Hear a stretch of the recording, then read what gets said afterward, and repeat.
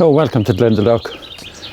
We're standing at the entrance to what was once upon a time a monastic city, and it developed way back in the 6th century, and it flourished for hundreds of years in what is known as the golden age of Ireland's Christianity. And this gateway was built in the 11th century, the stone archways, and it's unique because there's a double archway here, and it's the only one, in fact, that is found at monastic settlements in Ireland. So the building, the monastery is not just a single building; it's a settlement, and people, like a large community, lived here.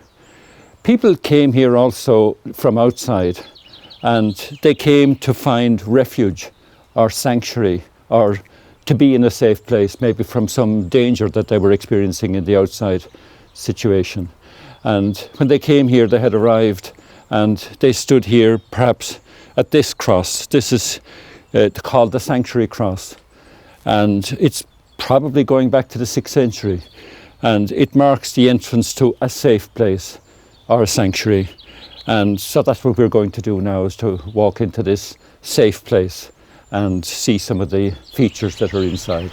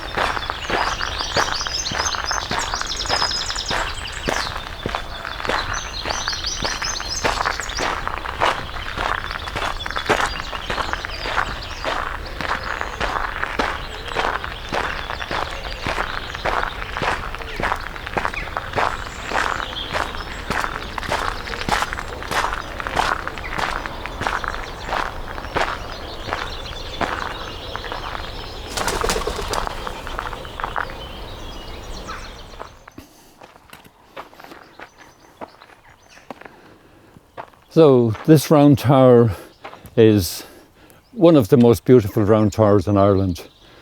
There are many round towers. There were many round towers. In fact, 65 round towers, remnants of them still remain, and some of them are almost complete, like this one here. The tower was called Cligteach, and that means that bells were rung from the top story. There are 4 windows up at the top of the tower pointing in 4 directions. Bells were rung from there. So it was also a watchtower where somebody was watching the roads leading into this monastic settlement, watching who was coming on the roads, because sometimes raiders could come to steal some of the treasures of the monastery. And we were told in our school days that round towers were built to protect the treasures of the monasteries.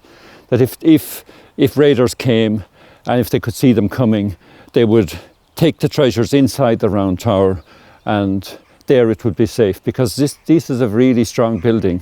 It's 103 feet high, the walls are 3 feet thick, and it was impregnable really. Nobody could break in.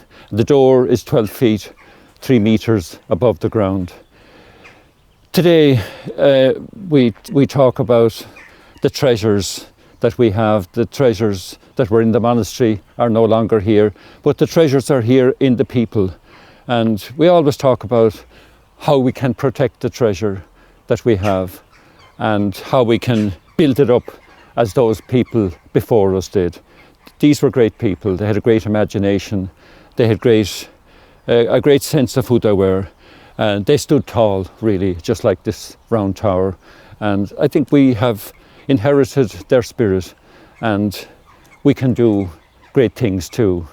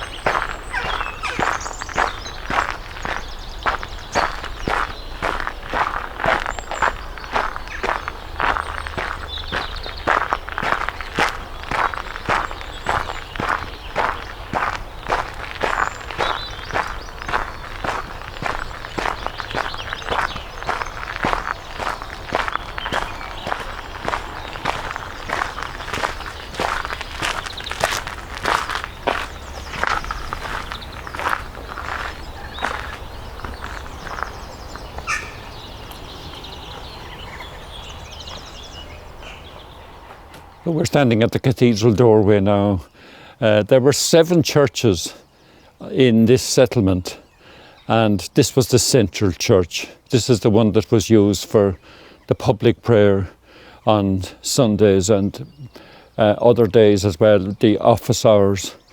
It's a stone building which was built in the 11th century, but there was an older building here. You see the flagstones that are here in the lower part of the wall. I heard an archaeologist once say that it's very likely that these were from an old stone building, a smaller stone building. And then when the church was expanded in the 11th century, these stones were used in the foundations of this expansion. It's a cathedral church, and it's inside it. There's an archway which was built in the 12th century. And that was when the Augustinians came to Glendalough, and the old monastic settlement, the old monastic system was reformed at that particular stage. So what we do here, I suppose, is just listen to the echoes. There's a quotation from Thomas Merton, the American mystic. Listen to the stones of the wall. Be silent. They try to speak your name. Listen to the living walls. They ask, who are you?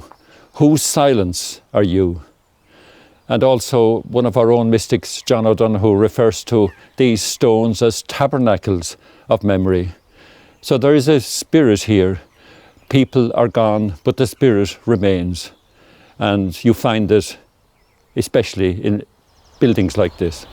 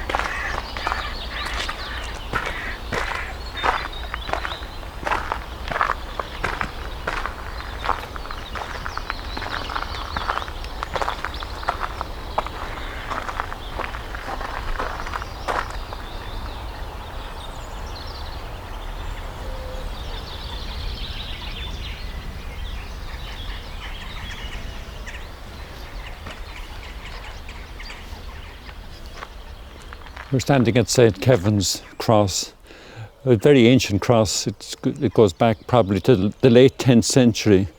It's a formidable cross made from one piece of granite stone and chiselled out by hand, hammer chisels.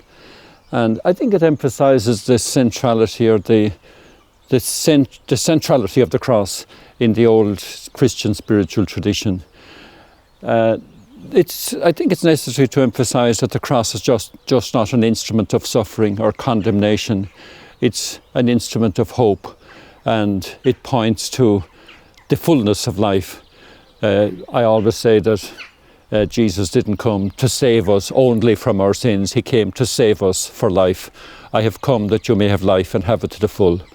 There's a custom here that people make a wish around the cross. They put their arms around the cross and make a wish. And I think that's a very important thing to do. We all have hopes and dreams and wishes, and we need to express them. And it's necessary to understand, I think, too, that if you can dream it, you can become it. If you can wish it, you can make it happen.